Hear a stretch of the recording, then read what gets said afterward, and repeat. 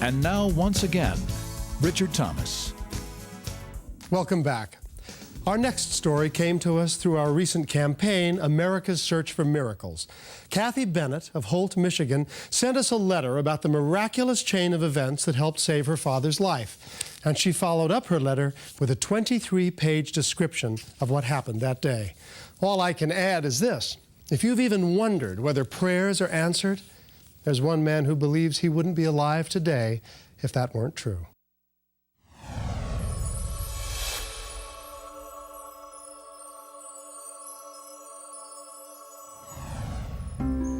Just outside Holt, Michigan, 66-year-old Bob Peterson shares a home with his wife, Agnes, their daughter, Kathy Bennett, and her children, Christy and Rob.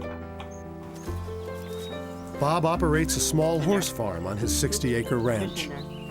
It's a hobby.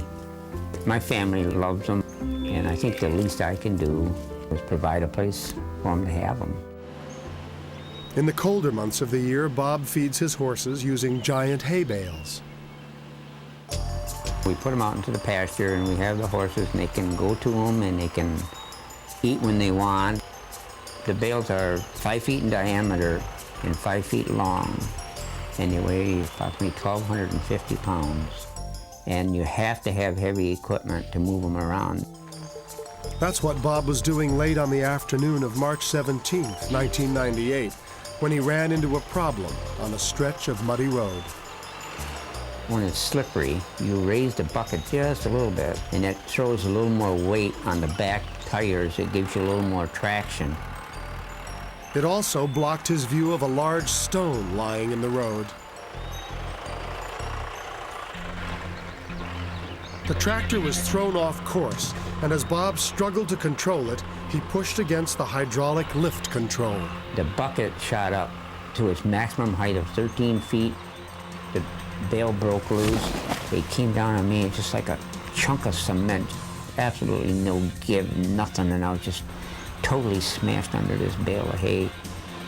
Despite the accident, the tractor continued moving up the hill. In tremendous pain, Bob couldn't steer or see where he was going.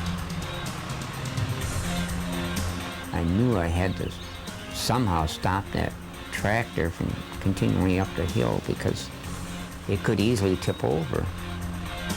Frantically dug through the hay to try to reach the key to shut it off. Finally, the tractor ground to a halt. As Bob struggled to peer around the edge of the bale, he saw that the disaster wasn't over yet. The forks broke loose somehow, and they were coming down on me, and that's all I remember. When Bob regained consciousness, he was in the mud beside the tractor. He could barely move. His ribs were crushed. A lung was punctured. 5 vertebrae were fractured. His heart was damaged. I found myself just laying on my back on the road, and at that time I was just in total 100% pain. I knew I had to do something or just die. Ever so slowly, Bob began struggling toward his home, 400 feet away. So I kept dragging my body up this hill a little bit at a time.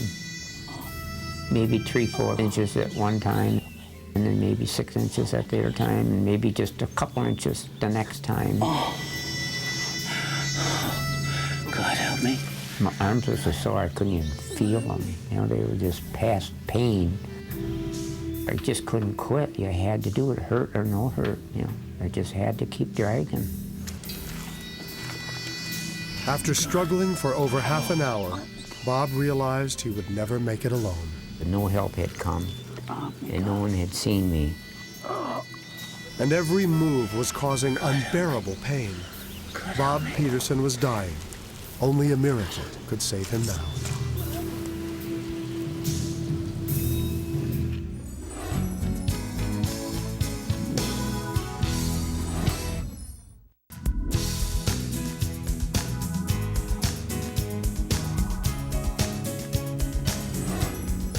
In March of 1998, Bob Peterson was moving a giant bale of hay from the fields to his barn when disaster struck. A large stone in the road threw his tractor off course, and moments later, the bale came crashing down on top of him. Bob managed to stop the moving vehicle, only to see the forklift's steel arms falling toward him. Now, with a punctured lung, crushed ribs and vertebrae, Bob desperately tried to crawl for help. But after over an hour, he'd only managed to cover 150 feet of ground. Without a question, I knew I was dying at that point. I just said, God, I'm in your hands. And then I blacked out. Bob's closest neighbors, the Rust family, lived 200 yards away. And at the same time Bob was praying for help, Emily Rust, the family's teenage daughter, was at a high school soccer practice. Suddenly, she was overwhelmed by a strange feeling. I can't really describe it. There's not words that can explain it. It was God telling me that something was wrong with Mr. Pete. Somehow Emily had sensed that Bob Peterson was in trouble, and it stopped her dead in her tracks. I couldn't move. It was like I was trapped almost, and I just said a prayer in my head.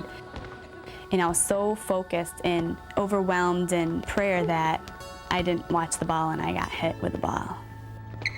As if in a chain reaction, Emily's 13-year-old brother Joe chose that exact moment to call Bob's grandson, Rob Bennett.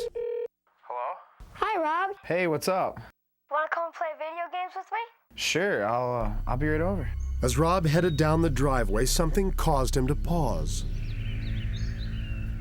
I heard this odd noise. It's a noise I've never heard before in my life. Bob's wife Agnes was watching from a window. All of a sudden, he stopped and looked like he had heard something. And he ran back towards the barn. From more than 300 feet away, Rob had heard his grandfather's whispered plea for help. When I saw him laying there, I felt very scared that he was going to die. Rob immediately ran to get his mother, Kathy Bennett. His face was gray, his lips were blue. His eye was just an orb of red. At first I thought his eye was gone because it was just so red and covered in blood. His voice was very weak and raspy, and he said, "I'm not gonna make it, I'm not gonna make it." I'm going to be in the ambulance with you, okay? Bob was rushed to a nearby hospital, where the emergency staff were amazed that he was even alive. The doctors said that if I wasn't found within 30 to 40 minutes, I'd have been gone. I'd have died. Because of the seriousness of his injuries, it was estimated that Bob would be hospitalized for 6 months and in physical therapy for a year. But 2 weeks later, Bob was home, walking on his own. My recovery was absolutely miraculous. I just did extremely, extremely well. When you think about the fact that he was crushed from front to back, that a person can come out of that 2 weeks later almost pain-free is amazing. Bob's survival depended on a series of remarkable events, starting with his own prayer for help just prior to blacking out. God help me. God help me. Could that prayer have been heard by a young girl several miles away? I knew that the only way I could help him was pray for him because the power of prayer is so strong. And could her prayer have been answered by her younger brother, who contacted Bob's grandson, setting him on a course to find his dying grandfather? Can't explain how I heard him, because when I got up there, he was just whispering real quietly.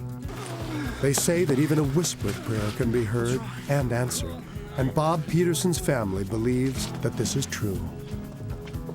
I'm not sure how prayer works, if it's guardian angels, but there's a power there.